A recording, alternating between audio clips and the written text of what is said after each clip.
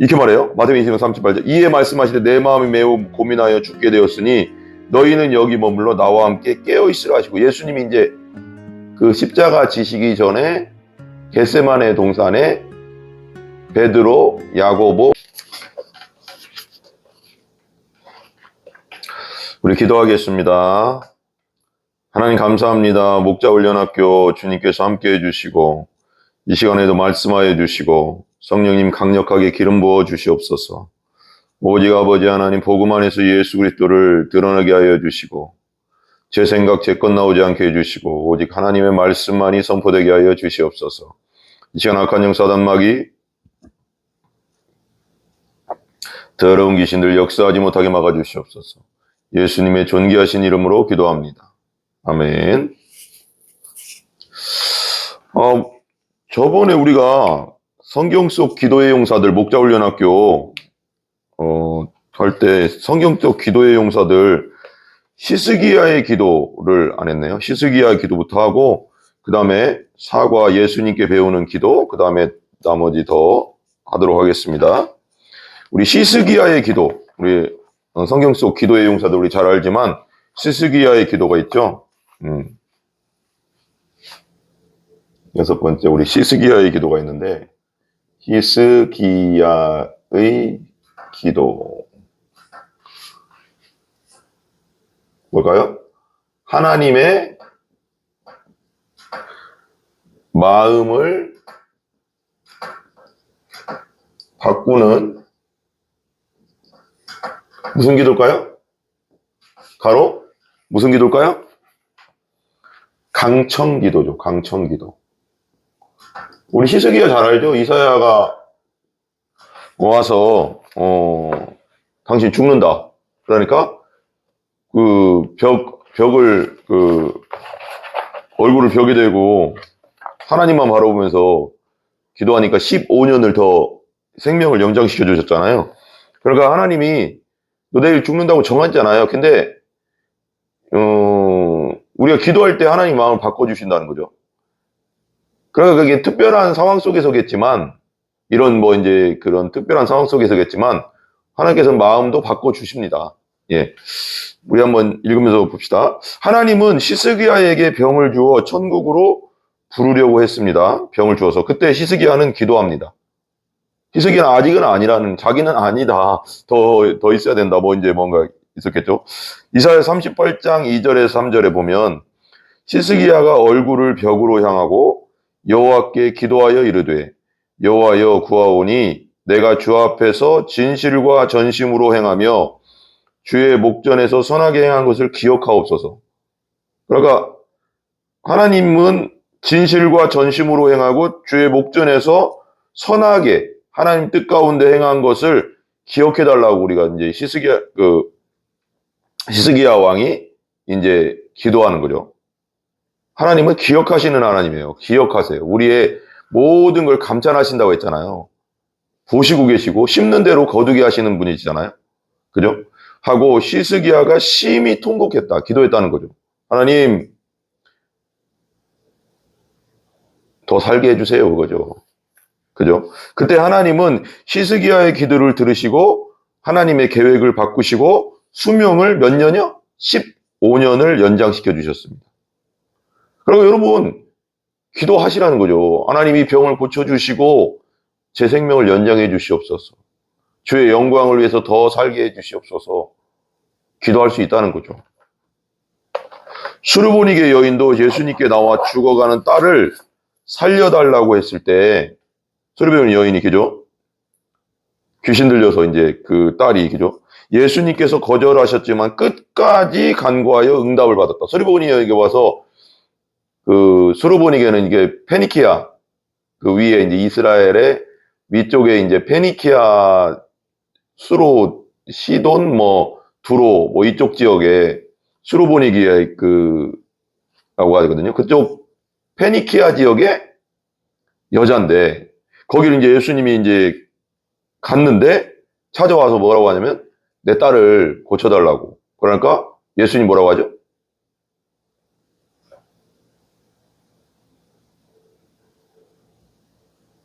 내 백성, 내 내 자녀들의 떡을 개들에게 줄 수 없다고.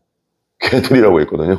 그러니까 이제 그때 당시 통용되던 예수님이 그 여자를 욕한 게 아니라요. 그때 당시 통용되던 그 이방인들에게 이제 그 얘기하던 건데, 하나님을 안 믿는 이방인들을 좀 그런 식으로 얘기를 했었는데, 그게 이제 예수님은 그때 당시 통용 얘기하면서 그 여자의 이제 믿음을 보시려고 그렇게 얘기한 거죠. 그대로. 개들은 내가 개들에게 보내지 않아. 그러니까 개들도 그 여자가 그러는 거예요. 그 받아들이고. 믿음이죠, 믿음. 겸손이죠. 낮아짐이죠. 겸손해야지 우리가 응답받는 거예요, 여러분. 교만한 자는 기도도 안 해요. 그죠? 겸손할 때 응답받는 겁니다. 겸손하게 나아가서, 그렇습니다. 저는 죄인입니다. 그거예요. 개들도 주인의 상에서 떨어지는 부스러기 먹지 않습니까? 밑에 떨어지는 거. 우리 옛날 말에 밥 떨어지고 못 떨어지고 개들이 먹지 않습니까? 그러니까 믿음이 크구나. 그리고 고쳐주시거든요. 이게 겸손할 때 응답받는데, 예수님은 포기하지 않고 기도하면 계획에 없던 것이라도 마음을 바꾸어 응답하실 것을 이렇게 약속하셨습니다. 계획 없던 일도 포기하지 않고 기도하면 하나님이 마음을 바꿔줄 수 있는 거예요. 이 강청기도의 특징이죠. 강청기도. 누가복음 11장 8절, 내가 너에게 말하노니 비록 벗됨으로 인하여는 일어나 주지 아니할지라도 그 간청함을 인하여 일어나 그 요구대로 주리라. 이게 무슨 말이에요? 친구, 이제 친구 사이예요. 친구인데, 이제 어떤 친구가 A라는 친구가 있고 B라는 친구가 있고 또 C라는 친구가 있는 것 같아요. B라는 친구가 있는데 집에 C라는 친구가 찾아온 거예요. 밤늦게. 배고프다. 먹을 게 없다. 이제 뭔가 이렇게, 배고파 미치겠다. 막 이렇게 뭔가 이게 굶주려 왔다. 여기까지. 그러니까 지금 이 B라는 친구도 별로 이렇게 먹을 게 없었던 것 같아요. 가난했던 것 같아요. 그러니까 A라는 친구는 이제 좀 어느 정도 사는 집인 것 같아요. 그러니까 A라는 친구 밤이니까 문 두드리고 그렇게 하기가 그렇잖아요. 다 자고 있으니까. 그러니까 막 문 두드리고, 그래도 가서 문 두드린 거예요. 두드리고, 야, 떡 좀 줘라, 떡. 빵 좀 줘라. 그때 당시. 밥 좀 줘라. 내 친한 친구 왔는데, 야, 굶주리고 왔단다. 그러니까, 처음에는 안 일어났죠. 그러니까, 계속 두드린 거예요. 잠자고 있는데. 그게 예의는 아니잖아요. 근데, 두드리고, 그러니까 친구가 나와서, 야, 지금 내 자식들 다 자는데, 왜 그러냐, 지금 와서. 그러니까, 줘라. 그러니까. 계속 그러니까, 줬다 이거요. 그게 거기서 나온 거예요. 내가 너희에게 말하노니, 비록 벗됨을 인하여 일어나서 주지 아니할지라도, 그 강청함을 인하여 일어나 요구대로 주리라. 친구라서 주는 것이 아니라 강청하기 때문에 준다는 거예요. 저는 이게 맞는 예화인지는 모르겠는데요. 우리 자식들을 보면 어렸을 때 보면 막 땡깡을 부리잖아요. 이거 사줘 저거 사줘 막 그러면 처음에는 혼내기도 하고 뭐 가끔씩은 회초리도 들고 너무 막 그러면, 근데도요 그렇더라고요. 또 사주게 되더라고요. 그게 뭐 어느 정도 뭐라고 할까요? 내가 사줄 수 있는 가격이면, 너무 무리하지 않는 거라면 웬만하면 막 쫄르면 사주게 되더라고요. 그게 나쁘지 않은 이상 웬만하면 사주게 되더라고요. 그 강청기도, 우리 하나님도 마음이 약하신 것 같아요. 뭔가 강청하면은 하나님 도와주셔야 돼요. 강청하면은 하나님도 들어주신다는 거예요. 오늘 말씀에.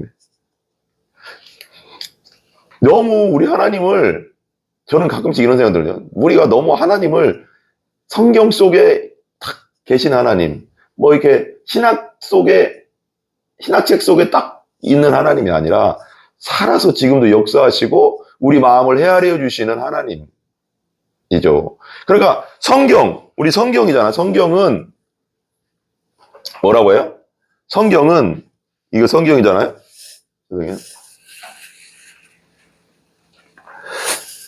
성경은 뭘까요? 여러분, 저는 어떤 신학자 말에 되게 동감하는 게, 성경은 하나님은 이런 분이야 라고 가르치는 손가락이에요. 손가락. 그러니까 성경 속의 단어에 집중해 당연히 뭐 중요하죠. 성경 자체가 중요한데, 이 성경을 통해서 하나님을 보여야죠. 이 성경만 막 연구하고, 신학자처럼 막 이것만 연구하고, 지금 역사하시고 있는 살아계신 하나님, 이 성경에서 말하는 하나님을 믿음으로 내가 보지 못한다면 그 무슨 의미가 있겠어요. 그러니까 어떤 신학자 말이 한번 성경은 하나님을 가리키는 손가락이다. 근데 우리가 이 손가락만 쳐다보고 있으면 되겠습니까? 진짜 하나님을, 성경을 통해서 하나님을 봐야지. 그죠? 막 손가락 가리고, 야, 저걸 봐, 저걸 봐. 그러나 애들이 보면, 애들, 꼬맹이들이 쪼까난 그 2살, 3살짜리가, 야, 저것 좀 봐, 저것 좀 봐. 하면 내 손가락만 쳐다보잖아. 그럼 안 되고, 저기 가리키는 저기를 봐야죠. 성경이 가리키는 하나님, 성경이 말씀하신 예수님, 성경이 말하는 성령님, 성경이 말하는 믿음이 뭐냐? 이게 실제적인 거죠. 실제적인 거라는 건데, 그걸 항상 좀 생각할 필요가 있는 것 같아요. 네 번째는 예수님께 배우는 기도예요. 예수님께 배우는 기도. 예수님께 배우는 기도.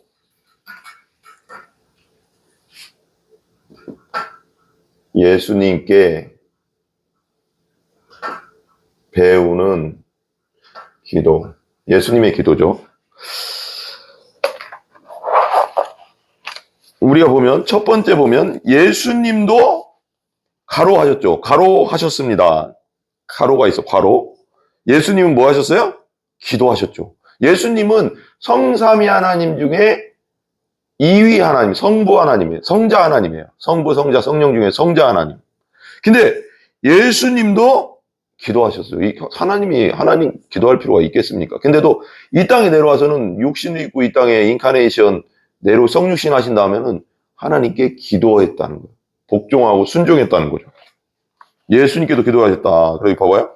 우리 이거 잘 알죠? 마태복음 26장 39절 전반부에 보면 조금 나아가서 얼굴을 땅에 대시고 엎드려 기도하여 이르시되 예수님도 기도하셨다.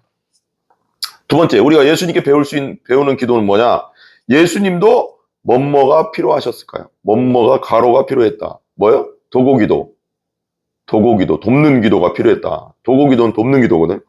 이렇게 말해요. 마태복음 26장 38절. 이에 말씀하시되 내 마음이 매우 고민하여 죽게 되었으니 너희는 여기 머물러 나와 함께 깨어 있으라 하시고, 예수님이 이제 그 십자가 지시기 전에 겟세마네 동산에 베드로, 야고보, 요한을 데리고, 수제자들이죠, 거의.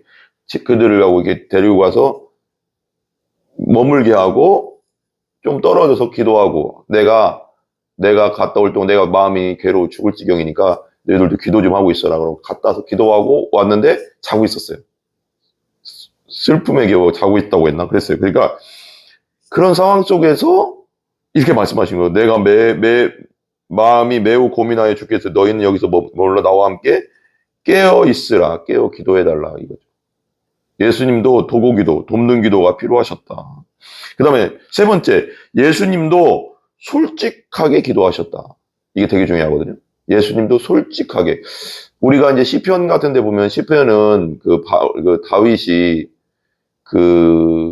특별히 이제 사울왕, 그리고 그 당시에 자기를 공격하는 수많은 적들, 영적으로는 우리에게는 마귀겠죠. 영적 전쟁이죠. 근데 그런 적들 가운데서 그냥 솔직하게 기도하거든요. 속에 있는 얘기를 그대로 하나님 앞에 올려드리거든요. 우리가 뭐 교회에서 대표 기도할 때는 뭔가 이렇게 어느 정도 격식을 갖추고 하지만, 우리가 혼자 기도할 때는 하나님 앞에 솔직하게 기도합니다. 우리 마음을 다 아시잖아요. 다 아시니까. 이렇게 해요. 마태복음 26장 39절, 밑에, 후반절에 보면, 내 아버지여 만약 할만하시거든 이 잔을 내게서 지나가게 하옵소서. 이 고통의 잔, 이 십자가의 잔을 지나가게. 너무 괴로웠다는 거죠. 예수님도. 그 네 번째, 예수님도 어떻게 기도하셨을까요? 여러분, 우리 기도할 때 어떻게 기도해야 돼요? 그냥 대충 기도합니까? 간절히 기도하잖아요, 우리도. 근데 예수님도 하나님이신데, 성자 하나님이신데도 성부 하나님께 간절하게 기도했다는, 간절하게. 어떤 목사님 그래요? 간절은 간이 저릴 정도로 기도하는 거다 그러더라고요. 간절하게 기도한다. 예수께서 힘쓰고 애써 더욱 간절히 기도하시니 땀이 땅에 떨어지는 핏방울같이 되더라. 모세혈관이 막 터져가서 학자들에 보니까 그거 하면 얼마나 간절히 기도했으면 막 땀이 땅에 떨어진 핏방울같이 막 떨어졌다는 거예요. 핏방울같이 되더라. 그래서 엄청나게 열심히 기도했다는 거예요. 땀방울이 핏방울처럼 막 떨어졌으니까. 그죠? 마지막 결론입니다. 결론. 기도의 용사들, 성경 기도의 용사.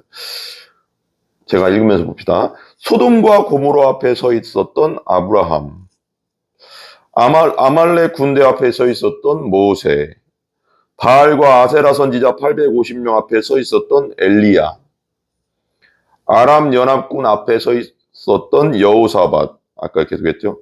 인류의 구원을 짊어지고 죄짐을 지시고 겟세마네 동산에 엎드려 기도하신 예수님.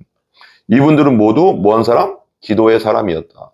항상 명심할게요, 여러분. 그때 한 번은 얘기했지만, 예전에도 한 번 얘기했지만, 우리가 예수 믿고 우리가 구원받는 것, 천국 가는 건 예수님을 나의 구원자로, 구원세주로, 왕으로 죄를 회개하고 영접하면, 믿으면 구원받아요. 예수 십자가와 부활하신 예수님 믿으면, 그리고 거듭나면 구원받는데 천국은 가죠. 근데 이 땅에서 주님 안에서 쓰임받는 사람들의 특징은 기도하는 사람이에요. 하나님과 끊임없이 소통하며 하나님의 능력을, 왜 하늘의 능력을 다운로드 받으라고 한옥 목사님 책 있잖아요.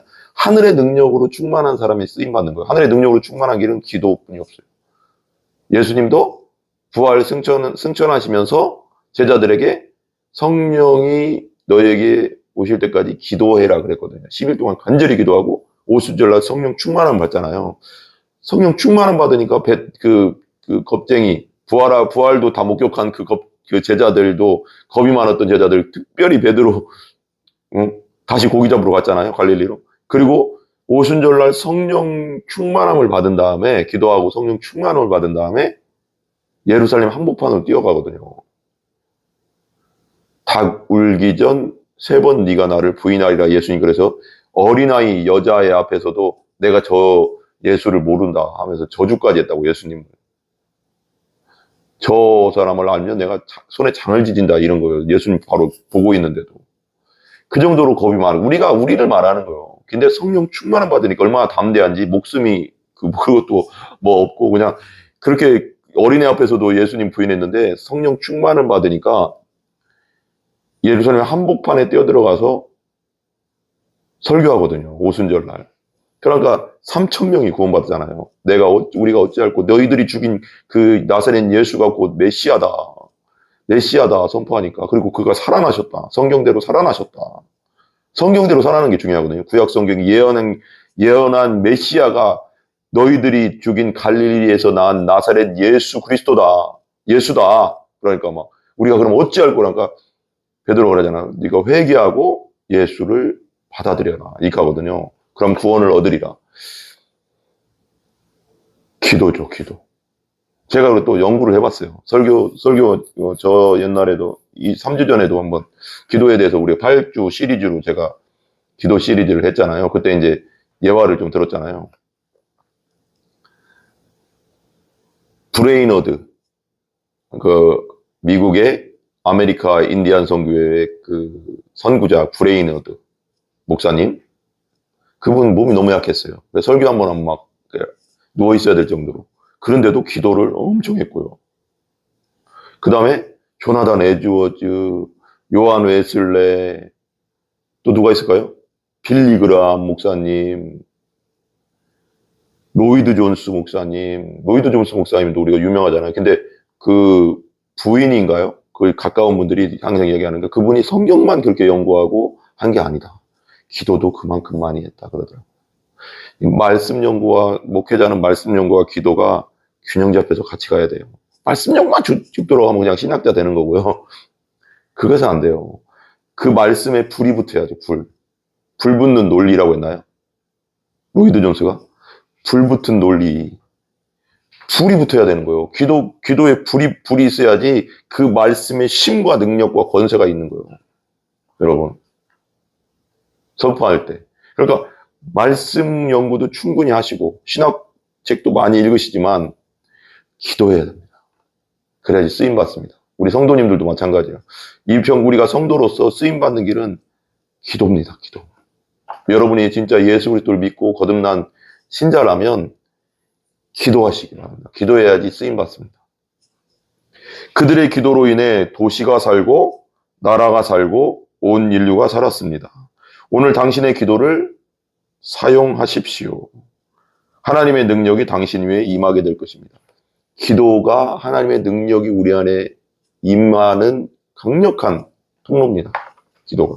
그러니까 기도하는 삶을 사시기 바랍니다. 제가 한번 얘기했나 모르겠네요. 갑자기 며칠 전부터 원래부터 이제 제가 이제 결단한 게 있어요. 하나님이 마음을 주셔서 뭐 제가 제 능력으로 하는 건 아니고 마음을 주셔서 뭐 그 특별한 일 새벽에 이제 일어나서 이제 기도하지만 특별한 게 아니면 하루에 3시간은 기도하자 하거든요, 제가. 교회를 위해서, 나라를 위해서, 우리 교회 부흥을 위해서, 우리 성도들을 위해서, 믿지 않는 또 가족, 친척들도 있잖아요. 우리가 다 안 믿는 사람이 있기 때문에. 그런 분들을 위해서, 우리 성도들의 믿지 않는 가족들을 위해서, 우리 교회 부흥을 위해서 이렇게, 그리고 또 방언으로도 기도하고 이렇게 하루 3시간은 기도했었어요. 계속. 한, 2, 3년은 지금 이제 교회를 얻고, 우리가 개척하고, 이제 예배당 이렇게 건물을 얻은 다음부터는 진짜 그렇게 한 것 같아요. 지금 2022년 1월 달에 우리가 건물을 얻었으니까 22, 23, 24, 25잖아요. 4년째 되는데 웬만하면 시간이 그렇게 특별한 게 없으면 3시간씩 꼭 기도했거든요. 하려고 하고. 근데 며칠 전인가요? 그런 생각이 드는 거예요.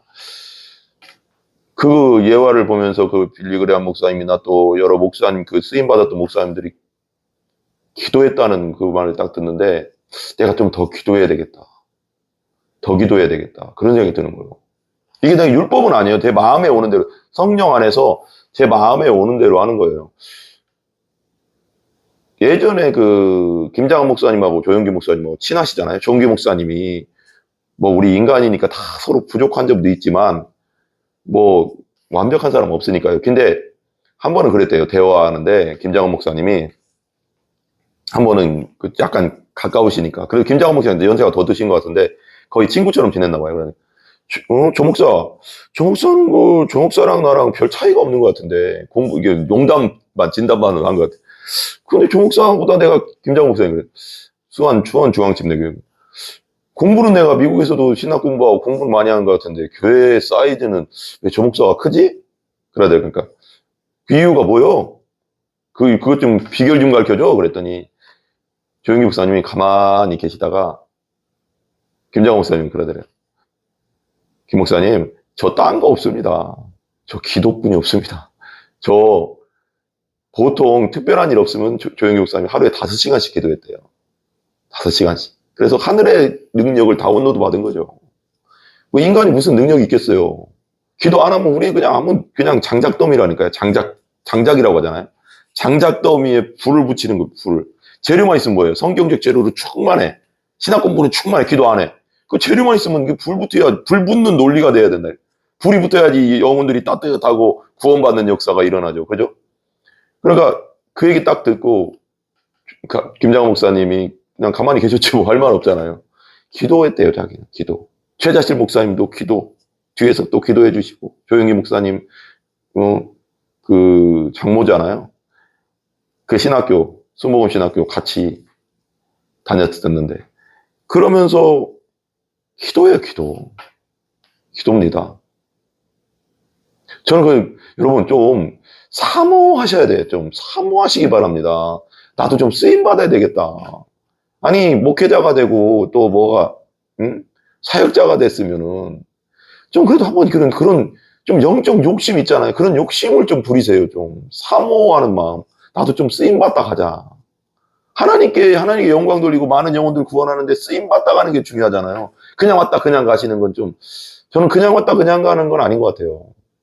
성도도 마찬가지고, 그죠? 주님의 영광을 위해서 살다 가야 되잖아요. 그래서 옛날에 저는 이제 오살리 같은 데 가도 꼭 저는 이제 요번에 이제 그 조영기 목사님 그 묘소가, 최사실 목사님 그쪽 묘소가 저 오살리 기도원 가면 그 뒤쪽에 공동묘지 쫙 있잖아요. 그 성도들 묘지 바로 이쪽으로. 그 대강당 옆쪽으로 많잖아요. 저는 밤에 뭐 이제 9시나 10시나 되면 꼭 한 번은 거기 가서 기도를 합니다.